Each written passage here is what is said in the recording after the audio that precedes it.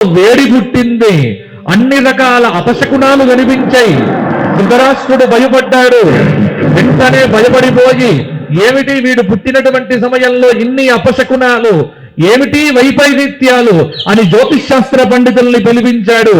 వెంటనే ఆ పండితులు జాతకం చూసి చెప్పారు, అయ్యా మీ వాడు జాతకం చెప్పటానికి భయంగా ఉంది అన్నాడు. చెప్పండి స్వామి అన్నారు. మీ పెద్ద కుమారుడు పుట్టిన సమయంలో ఉన్న గ్రహస్థితిని బట్టి చూస్తే అతడి వల్ల మీ వంశం నిర్వంశం కావచ్చు, మీ వంశం నాశనం కావచ్చు. వెంటనే అడిగాడు, పరిహారం ఏమైనా ఉందా? వెంటనే వారు చెప్పారు, ఈ పరిహారం ఒక్కటే.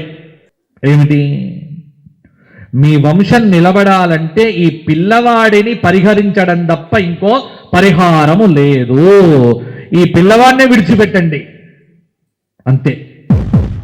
మహారాజా, ఇతన్ని విడిచిపెట్టు, ఇతని వల్ల నీ వంశం మొత్తం అంతరించే ప్రమాదం ఉంది.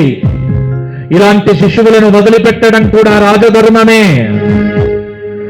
ఇది భారత ధర్మం.